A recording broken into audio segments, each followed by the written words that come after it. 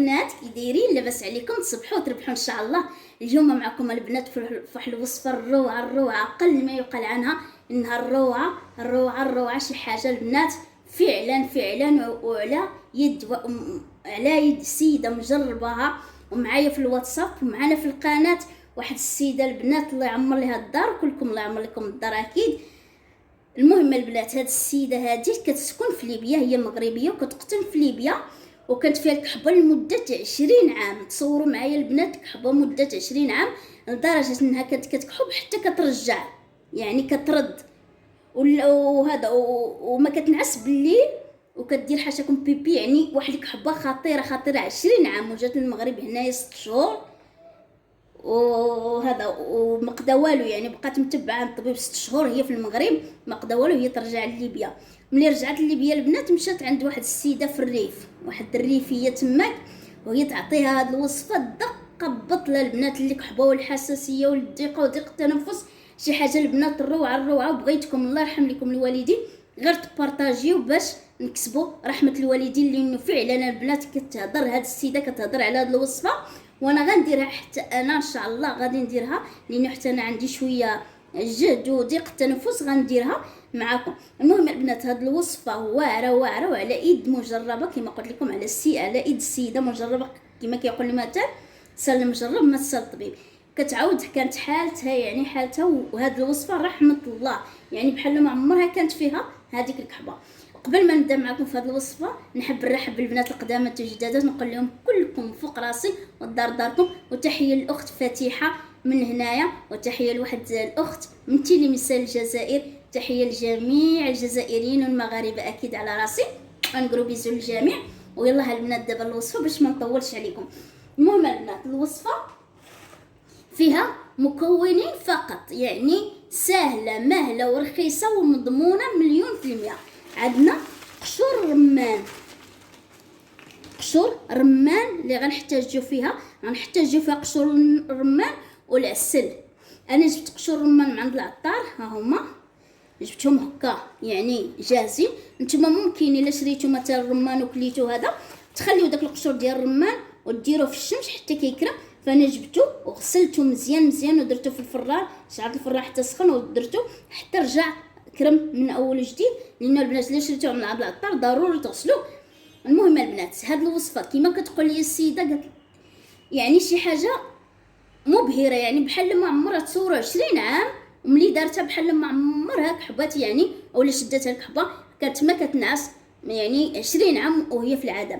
والله يجعل يا ربي تكون بصحه جيده وتكون اخر الامراض واخر الاحزان ليها، وتكون ان شاء الله بصحه جيده. المهم البنات انا عندي هنايا قشور الرمان كما قلت لكم، انا طحنته جبتهم عند العطار وغسلتهم ونشفتهم في الفران وطحنته. غادي نزيد مازال نطحنو حتى يولي بودر، يعني يولي غبره ونغربلو مازال، فغادي نزيد نطحنو.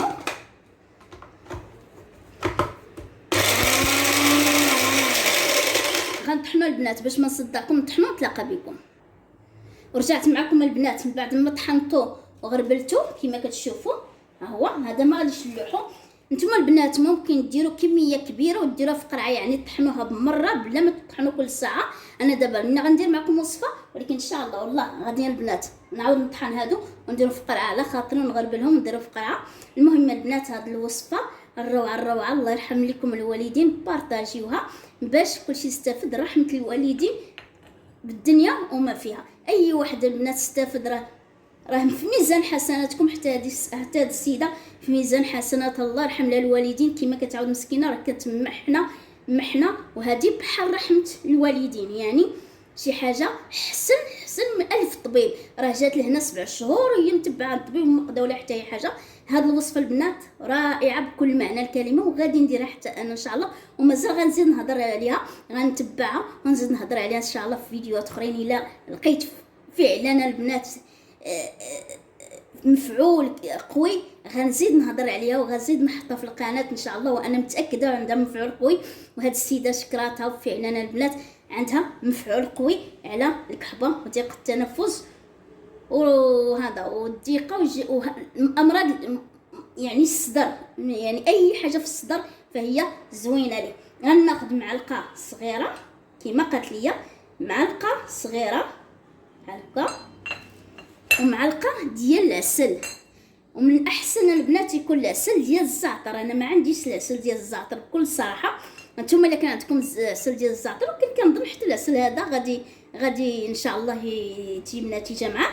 المهم غندير معلقه ديال العسل هكا كما كتشوفوا، وغادي نخلطها ونتلاقى معكم. غادي ناكلها قدامكم البنات، يعني قدامكم غادي ناكلها ان شاء الله بالصحه والسلامه. فهو الرمان يعني معروف مذكور في القران، شي حاجه اللي معروفه. المهم غادي دابا ندوز باش ناكلها قدامكم البنات. ورجعت معكم البنات باش ناكلها قدامكم كما غتشوفوني دابا ان شاء الله. هي هذه، ها هي البنات العسل كما قلت لكم. هاد السيده تاكد عليها بالله هي الروعه الروعه الروعه البنات.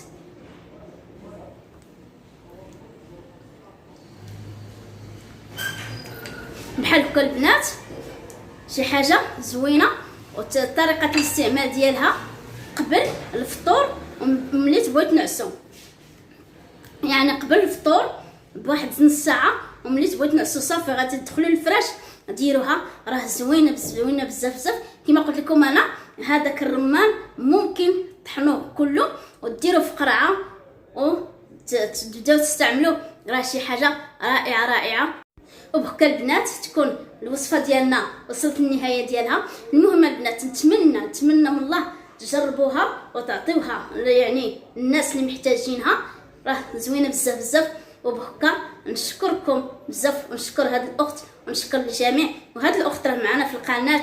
نتمنى الا غلطت في شي حاجه ولا الا ما قلتش الوصفه كما هي كما عطاتها ليا، نتمنى انها تصحح ليا وتعاوني في هذا الفيديو باش يوصل بزاف ديال الناس، يا ربي ويشفي الجميع.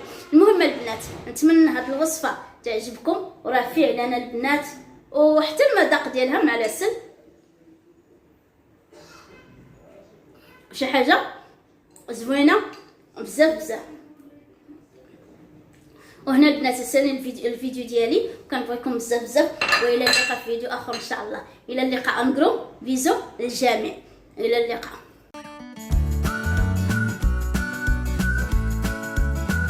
ما تنسوش الاشتراك وتفعيل الجرس. باي باي.